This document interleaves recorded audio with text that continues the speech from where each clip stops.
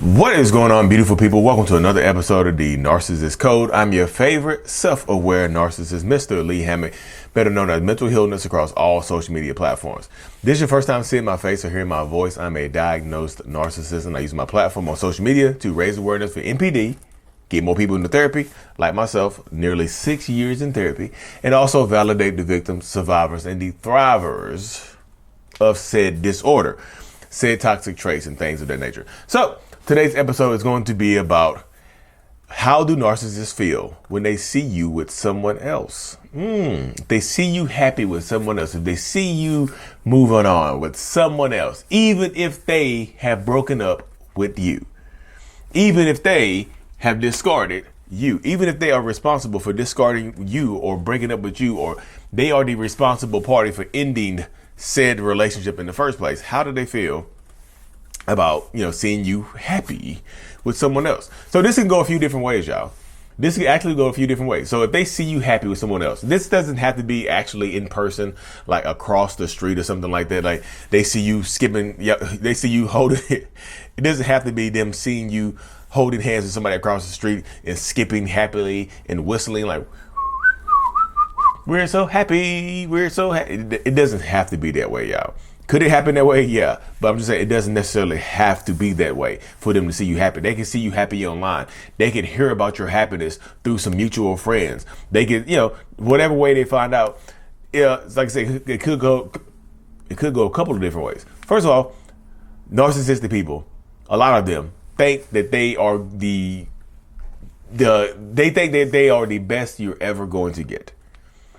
They think that they are the best you're absolutely ever going to get, and they don't believe that you could be happy with someone else. Like they actually believe that everything else is downhill for you after this relationship ended. Some of them might actually pity you.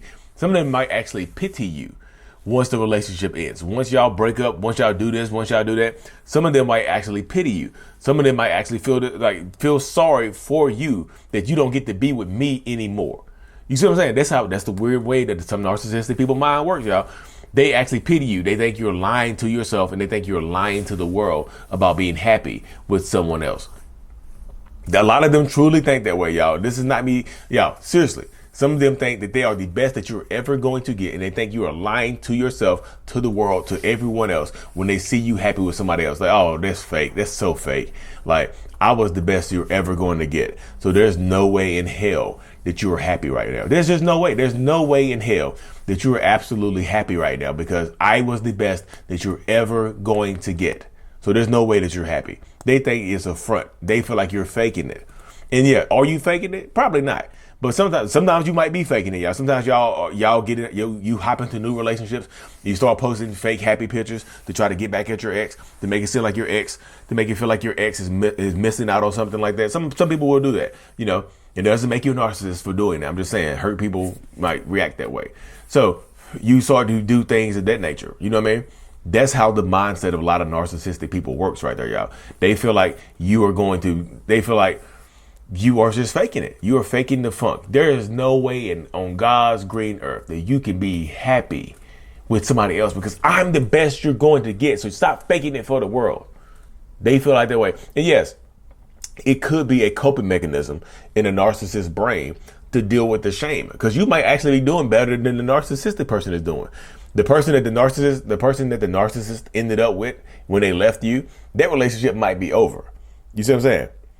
That relationship might actually be over and they might have got cheated on. That relationship is broken up with. So they see you happy. And to deal with the shame and embarrassment of them being by themselves now, they cope by just saying you are being disingenuous with your happiness. Your happiness is fake. Your happiness is false. So there, a lot of them are absolutely coping with that and coping by faking, by pretending that you can't be happy with someone else. Like, I'm the best you're going to get. There's no way you're happy with somebody else. So that's one way it could go, y'all. Another way it could go is that narcissistic person ignores you. If they see you happy with somebody else, they might ignore you. If this happens in public, you know what I mean? They see you happy, they could ignore you. They could become jealous. They could become enraged or whatever, y'all. They could, like, some of them are not over you, y'all. Let's be realistic. Some narcissistic people are not over you. They might be cheating on you. They might have moved on to someone else. But if they see you happy with someone else, or they see you moved on with someone else, they could react negatively. They could become stalkerish. Even if they are with someone else, they could start behaving stalker. They could become obsessive with you. They could become dangerous towards you. They could try to fight you in public or something like that. And I've actually been privy to this before right here. This has happened before. In real life to me. What was that? It was at a club or something like that, at a party. And this dude had broken up with his girlfriend, right? And this is before I knew anything about narcissism, but this just came back to me just now, y'all. So this is me freshly telling you this story. This dude had broken up with his girlfriend, left his girlfriend for someone else, right? Brought his new girlfriend, the new supply, to this party and saw his ex there and was like literally just dancing in front of his ex, trying to make his ex jealous, trying to make his ex just say something to him. But he was still, you can just tell that he was still just intentionally trying to hurt her feelings. Like, look, I moved on, I'm doing better than you. So this girl was friends with my friends. And they just like, hey, Lee, can you come up here and just hang with her for a little bit, just dance with her for a little bit, just hang with her for a little while. Yeah, her ex-boyfriend is over here trying to make her jealous and doing this stuff like this. And we need somebody to repay the plan. So I was like, okay, I'm down. Y'all, don't judge me. I like vengeance. I like helping people get vengeance. You want to hurt her feelings for no reason. She's just chilling. You brought your ex here, your new girlfriend here. Y'all just dancing in front of her face. So I'm hanging with the girl, talking to her, whatever. This dude is staring us down. He's dancing with his new girlfriend, right beside, like right near us, me talking to her. He takes his drink and throws it in his ex-girlfriend's face for dancing with me. So I'm like, I'm just telling you, they might not be over you. So if they see you with somebody else, they can react negatively. Of course, when he threw that drink in the girl's face, of course, I had a little rough. Of course, I shoved him away, and me and him was about to fight. And I didn't know the dude's name. They just told me the story. They're like, his girlfriend, like, he's here with his new girlfriend. You can tell she was sad. The girl was sad. Here's my narcissistic hero complex kicking in, right? So I go over there to console the woman or whatever, playing hero. He throws a drink in her face because he sees her talking to me. He thinks she's with me. He thinks she's moved on, so he can't handle it. The jealousy bubbled over. He threw a drink in her face. And his girlfriend is sitting there like, what are you doing? What is going on? What are you doing? It's like, she talking trash to me. She did this. She ain't did nothing. You came over here and threw a drink in her face. So just because a narcissistic person or a toxic person moves on, they might not be over you. That's a real life example of that. My friend, we was at the castle party in North Carolina, Jamestown. In Jamestown, there's a Castle McCullough. There's a castle party. That's where we was at. You can ask my friend Jessica Hearn. She can corroborate this story. That's exactly how it happened, in the middle of the floor. I was like, what? He came and threw a drink in his ex-girlfriend's face because he saw her with me. That narcissistic person in your life might not be over you. So if they see you with somebody else, they think that you are with someone else. They see a picture of you online with someone else. They could react negatively.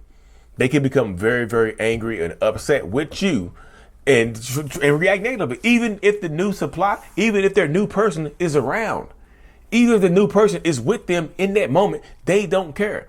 They want their reaction subtle. You mean they want to feel justified, and because their feelings are hurt. You mean they're not over you, and they don't expect you to be over them. You see what I'm saying? That's how the mind works. A lot of these narcissistic people, y'all. Not all narcissists are going to react the same way. Like I said, some of them, if he was a different type of narcissistic person, I'm not saying he's a narcissist. I'm just saying narcissistic, toxic. A toxic man would do that, y'all. Cheat on her, leave her for somebody else, and then come throw a drink in her face for moving on. You see what I'm saying? Not all of them would do that. Some people in that situation would just ignore it and just think that you are pretending. Because she was pretending. I didn't know the girl.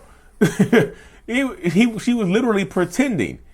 And instead of just taking it for what it was, he became angry, upset, and threw a drink in his ex-girlfriend's face that he cheated on and left for someone else. And his new girlfriend was right there with him, confused. Of course, they're probably still together to this day, you know, because he probably talked to her, probably talked to his new girlfriend, just like, she said this and she said that. She did this to me. She didn't lie. And the new supply right there is just being silly. But that's how the world goes, y'all. That's how it works out. That's literally how it goes. So they could react, like I said, they could think that you are faking. They could think that you are faking it out, just trying to be happy with somebody else. And and that's the way that they could be coping with their own inner insecurities, their own inner shame. Or they could have a visceral reaction to you. They could they could become extremely jealous, become obsessive and things like that. They see you happy online. They might, if they see you in a relationship or happy online with somebody else, they could very well start to reach out to you. You see what I'm saying? Start to pop up at your house, pop up at your job. You know, if y'all have kids together, start using the kids, asking the kids questions. They'll start probing your children for information about this person. You see what I'm saying? It happens all the time, y'all. You have to, if you're dealing with a narcissistic person, you have to understand that this is how it goes. Toxic people are going to do this type of stuff to you all the time, y'all. So you have to be prepared for it. But don't let how they, like, of course, protect your peace and protect your sanity and protect your safety. But don't let how that narcissistic person, don't let the thought of how they're going to react to you cause you stress. Don't let that keep you from living the life that you want to live. Don't let that keep you from doing what you want to do. Because if you do, you are right where they want you to be. Lonely and single and just, you know what I mean? But anyway, y'all, thank y'all for tuning into another episode. I'm going to cut this one short, y'all. Sorry, I'm knocking stuff around. If you haven't already, the Self-Love Journal, I Love Me, a Self-Love Journal, is available on Amazon right now. Search Lee Hammock Self-Love. It is doing very well on Amazon. I'm super thankful for y'all. If you already got the journal, give me a little 5-star rating, y'all. Please. I won't react negatively to you. Thank you so much, y'all. Like and subscribe for more. Mental Illness is out. Peace.